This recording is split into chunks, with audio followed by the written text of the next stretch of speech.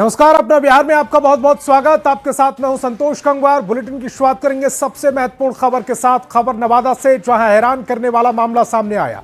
All India pregnant job service और play boy service के नाम पर लाखों की साइबर ठगी का मामला सामने आया है। साइबर थाने की पुलिस ने हिसुआ थाना क्षेत्र से 2 साइबर शातिर को गिरफ्तार किया, जिसमें एक नाबालिग भी है। यह गिरोह उपभोक्ताओं को कॉल कर निसंतान महिलाओं को गर्भवती कर देने पर 10 लाख रुपए देने का झांसा देता था। इसके लिए उन्हें रजिस्ट्रेशन कराने को कहा जाता था। रजिस्ट्रेशन के नाम पर उनका डॉक्यूमेंट्स मांगा जाता था। कहा जाता था कि यदि कोई व्यक्ति किसी निसंतान महिला को गर्भवती कर देता है तो उसे मोटी रकम दी जाएगी। इस झांसे में आकर कई लोग रजिस्ट्रेशन फीस के नाम पर पैसे जमा करते थे। यह गिरोह खासतौर पर ऐसे लोगों को टारगेट करता था जो या तो तंगी से जूझ रहे थे या जल्दी पैसे कमाने की चाहत रखते थे, सपना देखते थे। जालसाज रजिस्ट्रेशन फीस के नाम पर हजारों रुपए ऐंठ लेते थे, लाखों रुपए का ये कारोबार करते थे। आरोपियों ने उपभोक्ताओं को झांसा देकर रजिस्ट्रेशन शुल्क, वीडियो और डॉक्यूमेंट्स के जरिए ठगी की। गिरफ्तार आरोपियों के पास से फर्जी सिम, ग्राहक डेटा, QR कोड और लेन देन का पूरा विवरण बरामद हुआ है। पुलिस ने 4 लोगों के खिलाफ संगठित धोखाधड़ी और IT एक्ट के तहत प्राथमिकी दर्ज कराई है। पूछताछ में यह भी सामने आया कि ठग निसंतान महिलाओं को भी अपने जाल में फंसाते थे। महिलाओं को यह भरोसा दिलाया जाता था कि उनकी खास तकनीक से गर्भधारण संभव है। साइबर ठगी के इस अनोखे तरीके को देख पुलिस भी हैरान रह गई। वो जो मैडम होते हैं ना, जैसे कि शादीशुदा हैं, उनको मतलब कि बच्चा देने के लिए हम लोग फ़ोन करते हैं। उन लोग जैसे कि दिल्ली में, मुंबई में जहाँ रहते हैं, उनको हम मीटिंग करवाते हैं। 500 लेते हैं, 500 देते हैं, उसके बाद मीटिंग करवाते हैं। और नहीं छुआ मीटिंग होता है आप लोग का? क्या मीटिंग करवाते हो? नहीं, मीटिंग नहीं होता है सर। ऐसी मैंने ले लेते हो पैसा? बस मैंने मीटिंग के नाम पे पैसा ले लेते हैं आप। और खबर गयाजी से, जहां प्रेम प्रसंग में एक युवक की हत्या का मामला सामने आया। मगध मेडिकल थाना क्षेत्र के पताल बीघा बालू स्टोरेज के पास शव मिला है। मृतक की पहचान रामपुर थाना क्षेत्र के 25 साल के अंकित यादव के रूप में हुई। बहन ने प्रेमिका और उसके साथियों पर कनपट्टी में गोली मारकर हत्या करने और आत्महत्या दिखाने की कोशिश का आरोप लगाया। मेरा भाई पे ले लिया, उसका 12:48 तक फोन ऑन रहा। ट्रू कॉलर पे मैंने देखा, उसका 12:45 में फोन ऑन रहा। फिर मेरा भाई का फेसबुक पे वीडियो आया। मैंने तो 8 बजे देखा, लेकिन सबको 3-4 बजे तक पता चल गया। उन्होंने उसको गोली हाथ में थमा के और मार के सुता दिया है। और उसका भाई का मोबाइल सब ले गया। और मोबाइल में रात को लॉग इन करके एक मियां लड़का मात्र फॉलो था, और सबको डिलीट करके मेरा भाई का कोमल जैसा, सोना जैसा भाई का सब लूट के ले गया। अब बड़ी खबर सीतामढ़ी से है, जहां परिहार थाना क्षेत्र में युवक की गोली मारकर हत्या कर दी गई। प्रेम विवाह में हत्या की आशंका जताई जा रही है। जानकारी के अनुसार अविनाश ने 3 दिन पहले अपने ही गांव की युवती से प्रेम विवाह किया था, जिससे लड़की के परिजन नाराज चल रहे थे और युवक को जान से मारने की धमकियां दे रहे थे। घटना से 1 दिन पहले भी दोनों पक्षों के बीच विवाद हुआ था। वहीं पुलिस मामले की जांच कर रही है। पुलिस को मौके से पिस्टल और बाइक बरामद हुई। उसका बाप है ना, वहाँ से लुधियाना से कह रहा था कि एक दूसरे के ही फोन करके कि आएंगे तो मरवा देंगे, पेट्रोल धके आग लगा देंगे। लड़का की धमकी दे रहा था, कह रहा था कि बदला लेंगे। कल से कह रहा था मठ पे पंचायती होगा, हारमोन मठ पे। फिर हम लोग नहीं कुछ बोले, इंतजार कर रहे थे समय के। आज सुबह खबर हुआ कि मार दिया लड़का को, मृतक को। इस क्रम में जो उनके परिजनों और स्थानीय लोगों से जो बातचीत हुई, उसमें यह मामला प्रकाश में आया है कि कुछ दिन पहले स्थानीय उनके एक पड़ोसी के बेटी के साथ ही प्रेम प्रसंग का मामला था, जिसमें उनसे सिंदूरदान करवाया गया था। लड़की उनके घर भी पहुंची थी और फिर आपसी कुछ विवाद हुआ। लड़की अपने घर के तरफ आ गई, जिसमें उसके पिता के और उनके अन्य परिजनों के द्वारा उनका मर्डर करवाया गया, ऐसा उनके परिजनों का कहना है। मृतक के माताजी से मेरी बातचीत हुई है। अभी तक लिखित आवेदन नहीं आ पाया, लेकिन प्रथम दृष्टया यह मामला प्रेम प्रसंग का प्रतीत होता है। बाकी अन्य सभी बिंदुओं पर हम लोग जांच कर रहे हैं। और खबर गया जी से, जहां बोधगया में एक कारोबारी का शव बरामद किया है पुलिस ने। पीट पीट कर हत्या की आशंका जताई जा रही है। फिलहाल पुलिस ने शव को कब्जे में लेकर पोस्टमार्टम के लिए मगध मेडिकल अस्पताल भेज दिया। मृतक की पहचान झारखंड के हंटरगंज के राजू रंजन पासवान के रूप में हुई। मृतक राजू रंजन पिछले 4 साल से बोधगया में एक सुअर फार्म का संचालन कर रहा था। बताया जा रहा है कि इसके साथ ही एक अन्य व्यक्ति भी पार्टनरशिप में काम करता था, जो घटना के बाद से फरार है। अब सीवान की तस्वीर आपको दिखाने जा रहे हैं, जहां एक युवक ने मटन की हार्डी को पकड़कर झपकते ही गायब कर दिया है। युवक की ये करतूत दुकान में लगे सीसीटीवी कैमरे में कैद हो गई।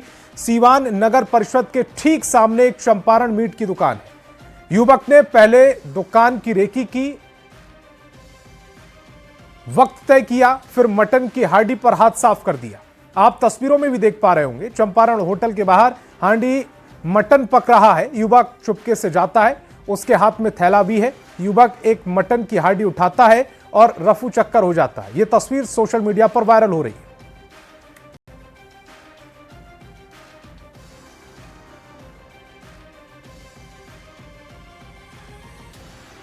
अररिया से बड़ी खबर है, जहां एसबीआई एटीएम मशीन से बड़ी लूट हुई है। एटीएम काटकर 18 लाख की लूट की गई। पुलिस घटनास्थल पर पहुंची। नरपतगंज के नाथनगर की यह पूरी घटना है। अररिया से बड़ी खबर, जहां एसबीआई एटीएम मशीन से बड़ी लूट हुई है। एटीएम काटकर 18 लाख की लूट की गई।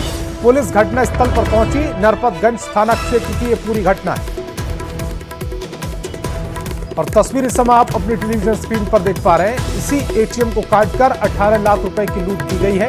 हालांकि जैसे ही पुलिस वहां पर पहुंची है, उसके बाद से इस पूरे मामले की जांच पड़ताल की जा रही है।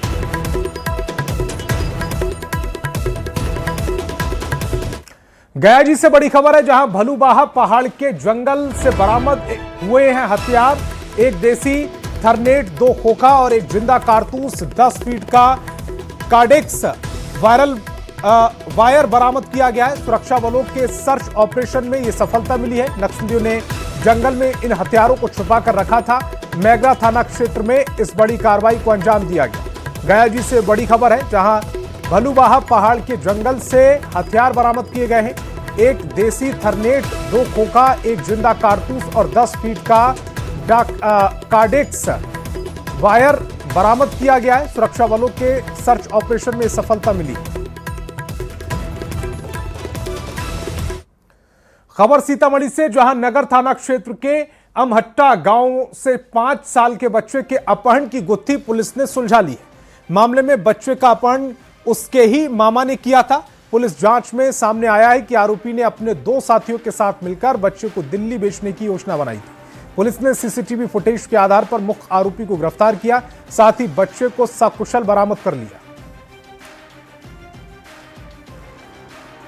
के माध्यम से सूचना प्राप्त हुई तो टाउन थाना अध्यक्ष द्वारा तत्काल इस मामले का संज्ञान लेकर घटनास्थल पर गए हैं और सीसीटीवी फुटेज और अन्य तथ्यों का अवलोकन किया गया है। जिसके बाद ये पता चला कि सीसीटीवी फुटेज देखने के बाद ये तथ्य सामने आया कि उसका अपना ही ममेरा मामा भोला कुमार, जो इसे बिस्किट खिला के अपने साथ कहीं लेके चला गया है। जिसके बाद तत्काल भोला कुमार की गिरफ्तारी की गई और उससे पूछताछ के क्रम में ये 2 दिनों तक पुलिस को घुमाता रहा। फिर हम लोगों ने तकनीकी बिंदु पर अनुसंधान प्रारंभ किया तो पता चला कि इस मामले में अन्य 2 अभियुक्त राहुल और मिथिलेश, जो इसके दोस्त थे, बच्चे को लेकर दिल्ली की ओर रवाना हो गए हैं। इनका प्लान इसे बेचकर पैसे कमाना था। और अब खबर पटना से, जहां युवक के अपहरण मामले में पुलिस को बड़ी सफलता मिली है। किडनैप हुए युवक को पुलिस और एसटीएफ की संयुक्त कार्रवाई में नालंदा के इस्लामपुर से सकुशल बरामद कर लिया गया। इस मामले में एक महिला समेत कुल 6 आरोपियों को गिरफ्तार किया गया है। पुलिस जांच में खुलासा हुआ है कि सचिवालय में नौकरी दिलाने के नाम पर युवक ने ठगी की थी। पैसा वापस न मिलने पर आरोपियों ने युवक का अपहरण कर लिया था। मामले में पुलिस आगे की कार्रवाई में जुट गई है। जो है फिर कुल करीब 6 लोगों की गिरफ्तारी टोटल की गई है इस मामले में। संतोष कुमार को फिर फाइनली नालंदा जिला से जो है बरामद किया गया, जो कि सोहजना गांव में प्रेजेंट थे और वहीं पे इस्लामपुर थाना के अंतर्गत उनकी लोकेशन प्राप्त की गई और उनको वहां से रिकवर किया गया। इसमें अन्य जो लोग शामिल थे उन सभी के ऊपर कार्रवाई भी जारी है। और जमीन के बदले नौकरी घोटाला मामले में लालू परिवार को राउज एवेन्यू कोर्ट से बड़ा झटका लगा। कोर्ट ने भ्रष्टाचार निवारण अधिनियम के तहत धोखाधड़ी और आपराधिक साजिश के आरोप तय किए, यानी आईपीसी की विभिन्न धाराओं के तहत मुकदमा चलेगा।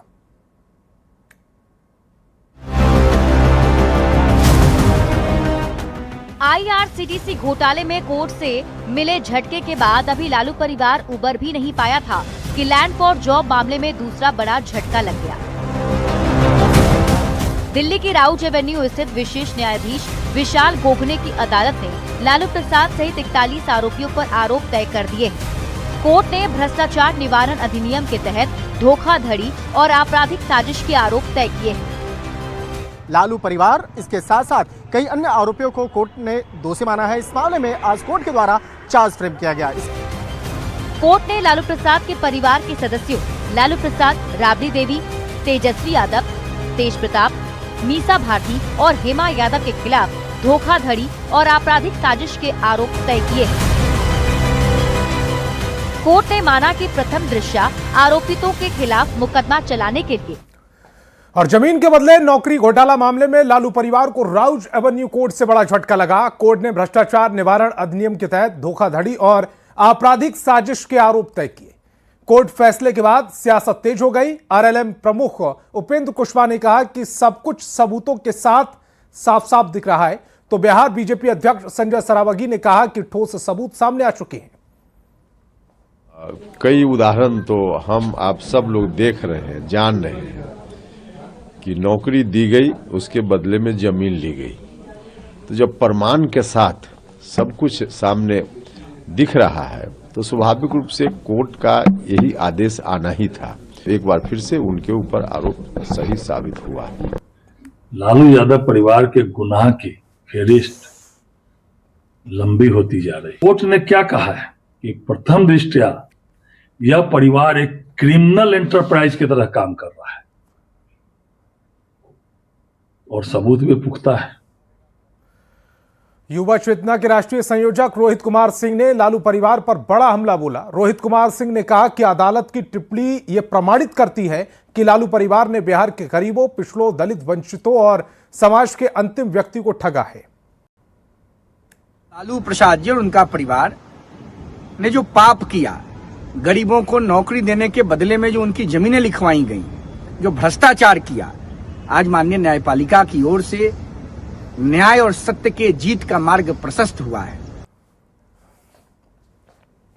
और बिहार की सियासी गलियारों में सिर्फ कोर्ट के फैसले की ही चर्चा नहीं है, बल्कि सुनवाई के दौरान ही एक तस्वीर भी सियासी सरगर्मी बढ़ा रही है, जहां तेजस्वी और तेज प्रताप की राह एक बार फिर अलग अलग दिखी। सुनवाई के दौरान दोनों भाइयों का लिफ्ट लॉबी में आमना सामना हुआ। उसके बाद क्या हुआ, दिखाते हैं वो तस्वीर।